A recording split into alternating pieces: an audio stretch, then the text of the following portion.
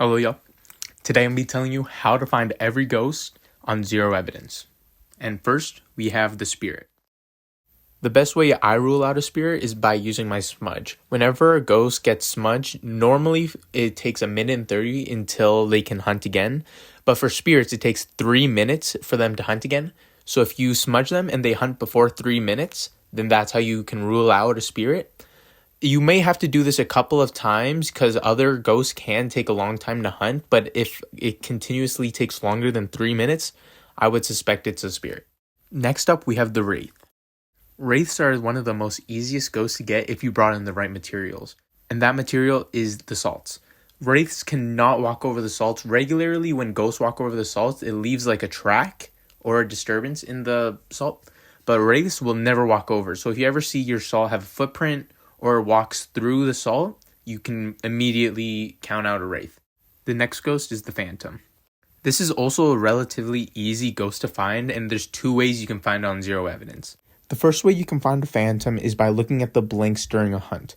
The blinks are how long it's visible compared to how long it's invisible. And for the Phantom, it is invisible way longer than it is visible. The second way you can find a Phantom is by taking a ghost picture. This is due to how phantoms won't appear in ghost photos. Then the next ghost is the Poltergeist. The Poltergeist is one of my favorite ghosts to have. This is due to how it has a Poltergeist bomb, which if you have multiple items in one place, the Poltergeist will set them all off like a bomb, just like this. The more reliable way to find a Poltergeist, though, due to how the Poltergeist bomb relies more on RNG, is during a hunt, you want to gather a lot of items still and put them on a counter like this one here. And then during the hunt, you want to loop it. And if you see the ghost like throwing them frantically and really far, that's how you know it could be a Poltergeist. Next up, we have the Banshee. I have to admit, I'm not the most experienced in finding Banshees, but the way I do it is by either using a motion sensor or you can use the parabolic mic. And I like using the parabolic mic more due to how the Banshee has a unique scream just like this. And what I recommend for this ghost, I wouldn't necessarily target it at first. I would rather narrow down from the other ghosts due to how they're easier to find out. And then we have the Jinn. The main way I try to find a Jinn is by being very far away from it during a hunt. After this, I try to get line of sight of the Jinn. And if it goes very, very fast while it's very far away, and then slows down to normal speed after, that's how you can tell it's a Jinn. And a way to know if it isn't a Jinn is if it turns off the breaker, due to how Jinn can never turn off the breaker. And next we have the Mare. The Mare can also be another difficult ghost to find. The most unique ability it has is by turning off the light as soon as you turn it on. So if you turn on or flip a light switch and it immediately turns off, that's how you can tell it's a Mare. And the way you can tell if it isn't a Mare is if the ghost ever turns on a light. The Mares can never turn on a light due to how they hate the light. And then we have my guy, the Revenant.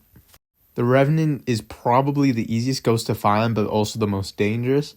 This is due to how it is very slow when it doesn't have line of sight, but can have 3.0 speed when it has line of sight view, making it the fastest ghost in the game. So if you hear the ghost has very slow footsteps, and then it goes really fast as soon as it has line of sight, that's a pretty easy way to tell if it's a Revenant. Next up, we have the Shade. This ghost is a pretty hard ghost to find, but it is very easy to tell when it isn't a Shade.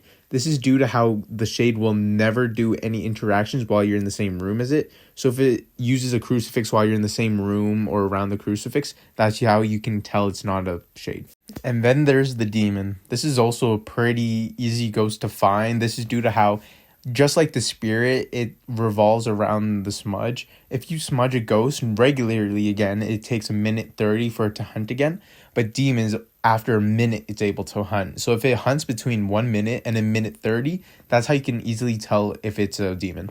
Next up, we have the Yurei. And the most reliable way I find a Yurei is either by eliminating every other ghost or by seeing if it interacts with the front door or does a double touch on a door and then shuts it. Because Yureis are the only ones who can interact with the front door or slam doors. Next up is the Oni, and just as the Phantom, it relies on those blinks we were talking about before. But unlike the Phantom, it blinks the exact opposite. It'll be way more visible, making it look like it blinks from on to on. The way to also tell if it's not an Oni is by seeing if it does a Ghost Ball event. This means it's 100% not an Oni because they're not able to do this event.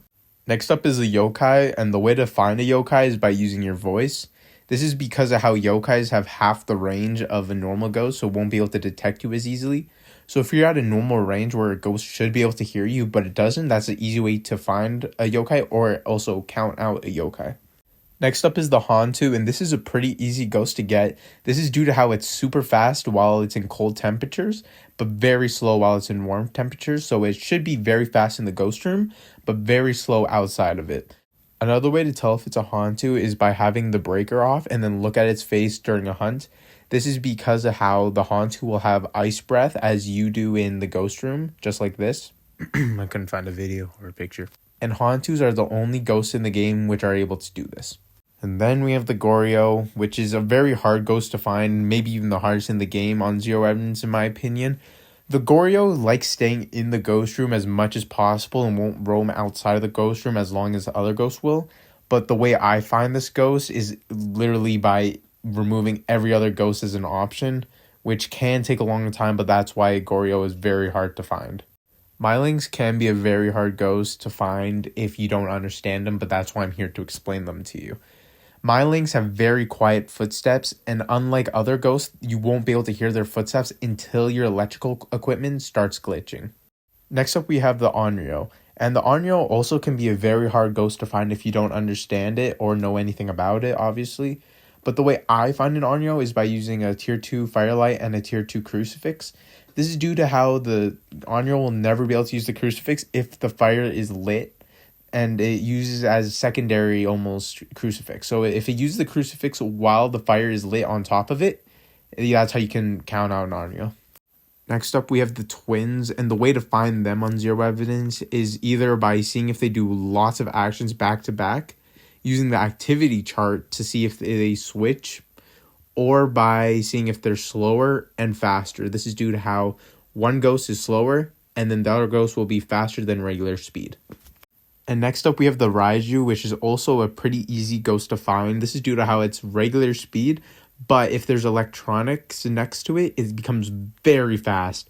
So the way to find if it's a Raiju, put like a camera, EMF, or something like that, electrical equipment, next to where it's about to hunt. If you hear it going really fast, that's how you can know if it's a Raiju.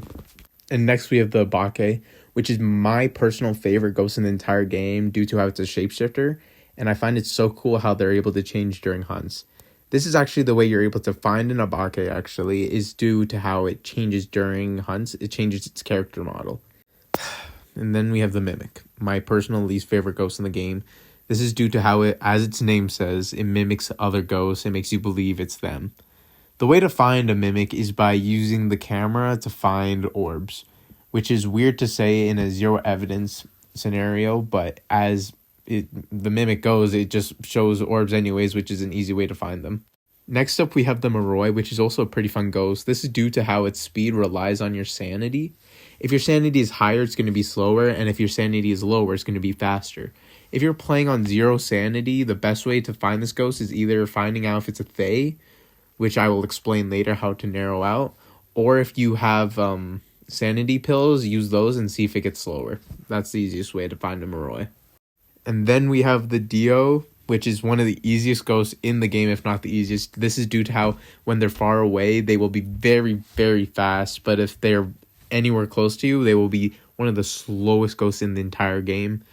Which is also the reason you're able to find out if it's a Dio on Zero Evidence. And then finally, we have the Thaye, which is a very fast ghost to start. But throughout the game, if you spend more time in the ghost room, it will eventually get slower in age. There are multiple ways to find if it's a Thaye, with one of the reasons being I just explained, if you spend time in the ghost room, it will get slower. Another fun way you can do it is by using the Ouija board.